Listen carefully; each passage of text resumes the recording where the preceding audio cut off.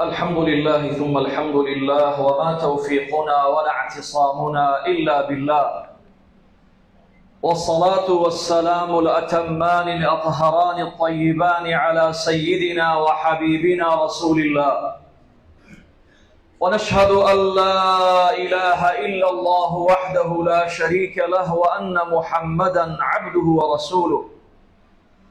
ورضي الله تعالى عن الآل والصحب الكرام. أوصيكم عباد الله وإياي أولا بتقوى الله تعالى وطاعته، ولزوم أوامره وكثرة مخافته، فإن التقوى شعار المؤمنين ودثار المتقين، ووصية الله تبارك وتعالى في وفيكم وفي الخلائق أجمعين إلى يوم الدين. أما بعد، میوانانی ماڵی خوای گەورە، داوا بکەین لە خوای پەروەردگار، یا ربی خدایە ڕەحم بە حاڵمان بکەیت، لە گوناهەکانمان خۆش بیت، لە گوناهی دایک و باوکمان خۆش بیت، شفای نەخۆشەکانمان بنێری، یا ربی خدایە سەلامەتمان کەی، یا رب العالمین فیتنە لەسەر وڵاتمان لادەی، یا رب العالمین داوات دێ ئەکەین بە چاوی ڕەحمەت و بەزەیی سێرمان کەی.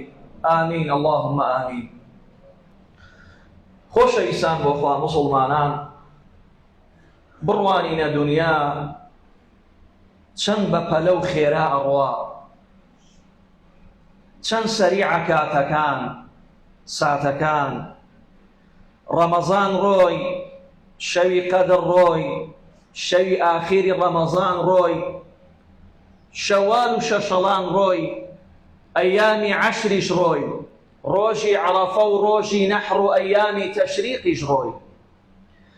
شتێکمان پێ ئەڵێ، پەیامێکە، ئەڵێ هەی ئینسان، هەی مرۆڤ، تۆ لەسەر ڕەحیلیت، تۆ ئەڕۆی، ئیستیعدادی خۆت وەرگرە، ئاگات لێبێ، ڕۆژ و شەو ئەداتە یەکتری، کاتێک ئەزانی ماڵ ئاواییت لە دنیا کردووە، ئابێنە پێش چاوی خۆت، ئەڵێ دوێنێ پێیە بووم لەگەڵ خوشکەکان و براکانم لەسەر سفرەیەدا ئەنیشتین گاڵتەمانە کرد، ئێستا هەر کەس و بەلایەکا ڕۆیشتووە، هەنێک لە شارێ دیکەیە و هەنێک لە ژێر خاکە، ئەمە حەیاتی دنیایە. قورئانە فەرمێ ئیعلەموا ئەنەما الحەیات الدنیا لەعب وەلەهو وەزینەة وتەفاخر وتەکاثر بەینەکم. ئەمە ژیانی دنیا ئەمەیە. عاقڵ ئەوەیە لە دنیا تێبگا، ئینسانی ژیر ئەوەیە لە دنیا تێبگا، هەموو هەدەفت دنیا نەبێ. زۆر سەیرە کەسانێکی ئازیز بەدەستی خۆت ئەنێژی، هێشتا تەمەعی دنیا لە ناو دڵتا ماوە. کەسانێک لەگەڵ تۆیا بووە، ئەمڕۆ دوێنێ پێرێ، بەڵام چاوقایمی دنیا لە حەرامی نەک حەڵاڵی، چونکە دنیا حەڵاڵی مهمە، نابێ خۆمان پەیوەستکەین بە حەرامەوە. جوانترین وەصفی دنیا جبریل بۆ پێغەمبەرێکە عەلەیهی الصەلاة وەسسەلام، هاتە خزمەتی خۆشەوی صلی الله عليه وسلم، فەرمووی یا محەممەد عش ما شئت فإنەکە مەیت. هەی محەممەد عەلەیهی الصەلاة وەسسەلام، چەندێک ئەژێی بژێ هەر ئەمریت. واتە ژیانی دنیا سەلامەت نابی، بە ساغی لێی دەرناچی، ئیلا ئەبێ بە مردوێتی لێی دەرچیت. عش ما شئت، 100 200 300 دوایەوە نەساڵە ئەی چییە؟ ئینەکە مەیت. واعمل ما شئت فإنەکە مەجزی بێ. کار و کردارکە، چاک پاداشتی چاکە ئەدرێ، خراپە سزای خراپە. وأحبب من شئت فإنەکە مفارقه. ئای محەممەد عەلەیهی الصەلاة وەسسەلام، چێت خۆشەوێ لە دنیا، چێ ئازیزتە، چێ بینایی چاوتە، چێ دایمە حەزەکەی لەگەڵتا بێ، شەو و ڕۆژ خۆشیت ئەوێ، هەر نەی جیابیتەوە، هەر یەک بەجێ دێڵن. ئەوە حەیاتی دنیایە. بۆیە جبریل واڵێ بە پێغەمبەر عەلەیهی الصەلاة وەسسەلام لە ئاخیرا پێ فەرمێ واعلم أن شرف المؤمن قيامه بالليل. ئەگەر ئەواتی سەربەرزی دنیا و قیامەت بی، شەو نوێشکە، شەوانت دێحیاکەوە، ئەو شەوە تاریکانەی کەوا بەسەر خەڵکا بێ بۆ مەعسیەت، تۆ بیکە چرا بۆ طاعەت. تۆ لەگەڵ خوای خۆتا ئاشنا بە، عیبادەت کە، شەوانێ وایە زۆرت لە پێشە لە ناو قەبرە مێنیت. براکانم سەرنج دەنە ئەم خاڵە، هەموو مەلەزاتی دنیا، هەموو خۆشی دنیا ناکاتە ئەو سەعاتەی کە جل لەبەر دەکەنەوە سێ پارچە قوماش دێنن داتەنەن لە ناوی، وەکو چۆن بە منداڵی جلوبەرێک بۆت نابوو لە قوماش لولتیانە کرد، هیچی ناگاتە ئەو لەحظانەی کەوا لە دنیاە دەرەچی لەناو ئەو خامە داتەنن. واللهی هیچ. ئەگەر ئینسان فکر ئەو ساتانەی بکاتەوە، ئەو کاتانەی بکاتەوە، ئەزانێت چەند فەقیر و هەژارە. ئەها بۆ دنیا خۆت تووشی گوناحەکەی، خۆت تووشی حرامەکەی، سەیارەت کرد، ماڵت کرد، قەسرت کرد، قەمەرەت کرد، هەموویت کرد، بەڵام کاتێ دەرەچی لە دنیا ئای هەمووی بەجێ دێڵی، هیچی نابەی لەگەڵ خۆت، تەنها لاشەیەکی خاو ئەڕوا. بەڵام لە دنیا حرامەکەت بەجێهێش، نەک حەڵاڵەکەی، باسی ئەوە ناکەم. کە چوویتە ناو گۆڕ هیچت لەگەڵ خۆت نەبردووە، محاسبە ئەکرێی لەسەر ئەو شتەی کەنت بردووە بەجێت هێشتووە. حەسەنی بەسری ڕەزا و ڕەحمەتی خوای لێبێ لەگەڵ جەماعەتێ لە هاوڵانی چون بۆ لای پیاوێک ناوی محەممەدی کوڕی ئەتهەمە، لە سەرەمەرگایە، لە سەکەڕاتی مەوتایە.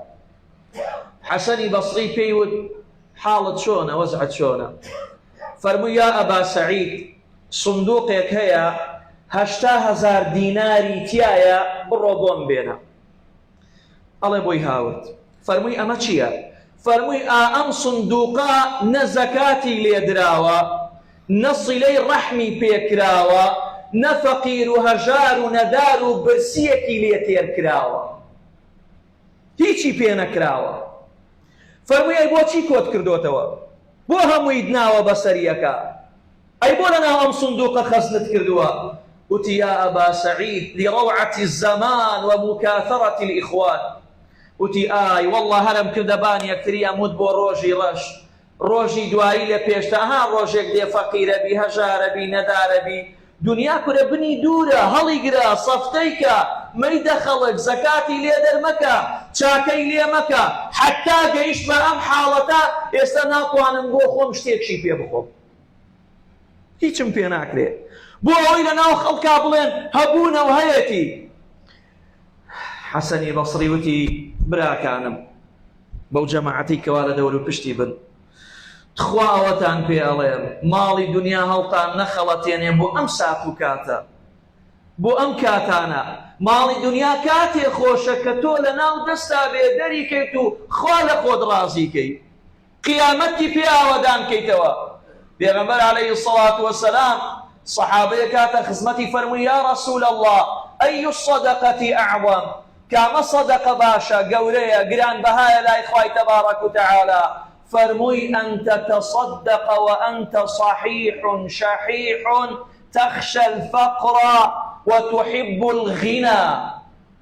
ئەوە مهمە لە ژیان ماوی، ئەترسی بەڵام پارە لە ناو دڵتانیە، ئەزانی حیاتی دنیا کەمە قەسیرە، ئەبڕێتەوە، ئەیدەی بەخوای تەبارەک و تەعالا ولا تمهل نفسك عند الحلقوم.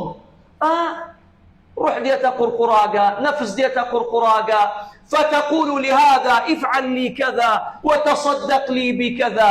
اوان بوكن اوان بوكن پیغمبر فرموي وماذا لو انسان بحياتي دنيا لا طويل نبي اخو هر بريتو هر اروى زور كسالي اي باشا ام حياتي دنيا زور كسي نيجكا تقوى طاعه خوا فرستي اي بو هيچينيا. خواهي تبارك وتعالى أفرمي يا دنيا اشتدي على أوليائي وأحبائي حتى يشتاقوا إلى لقائي.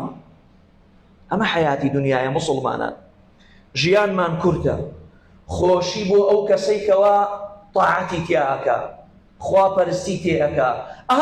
سيري يكتريكي مسلمانا كسي لسر طاعت لقل كساقصنكا، کەسێ عاجز بوو بێ بڵێ وەڵڵاهی تۆ لە نوێژی بەیانی ئامادەنیت، وەڵڵاهی تۆ نوێژی عیشات نەکردووە، تۆ لە طاعەتە سستی نەوەڵا لەوێیە زۆر مقەسڕ و ئیهمالین، هەمووی لەسەر تەماحی دنیا، لەسەر پارە، لەسەر مەنسەب، لەسەر ئەو شتانەی کەوا زائیلە زائیل.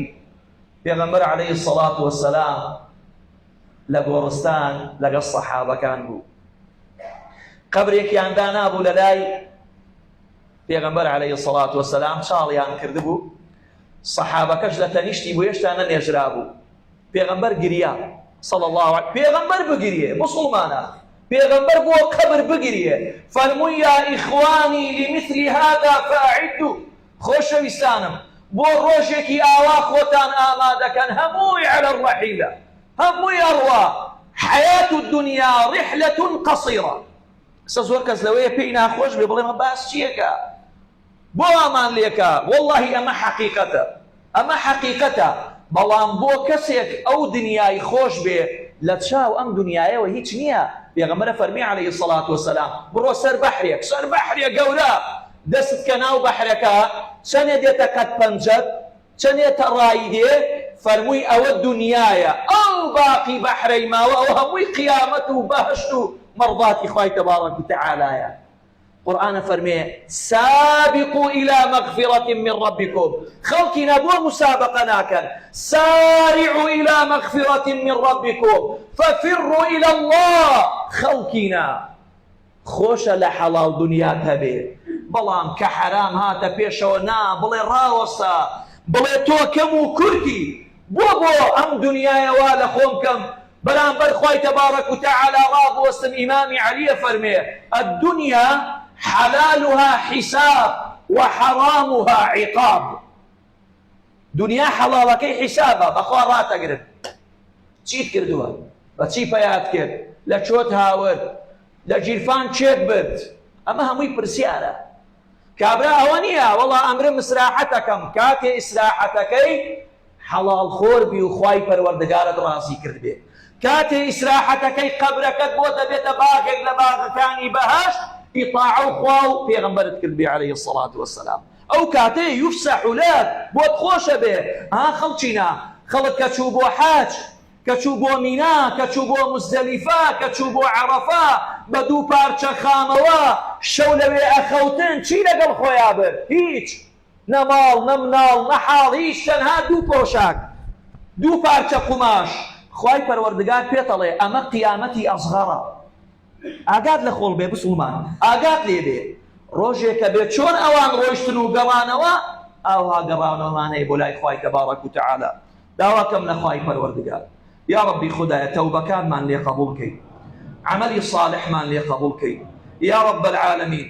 دنیا وامان لێ نەکا بە فیڕۆماندا هەڵمان خەڵەتێنێ یا ربی خوایە لەو کەسانە بین کەوا لە ئیطاعەتی تۆ مەڕضاتی تۆ بین یا رب. ادعوا الله وأنتم موقنون بالإجابة. الحمد لله والصلاة والسلام على رسول الله وبعد. خۆشەویستان و برایان، عومەری کوڕی عەبدولعەزیز لە کاتێکە لە بەیتولمال سێویان تەوزیع کرد، کوڕەکەی زۆر حەزی بە سێو بوو، کوڕی ڕئیسی دەوڵەت، یعنی کوڕی عومەری کوڕی عەبدولعەزیز. سێوێکی هەڵگرد و گردی بەدەستیا وایستی بیخوا. ئیمامی عومەر گردی بەدەستیا عومەری کوڕی عەبدولعەزیز، وتی ڕۆڵەکەم بێنە.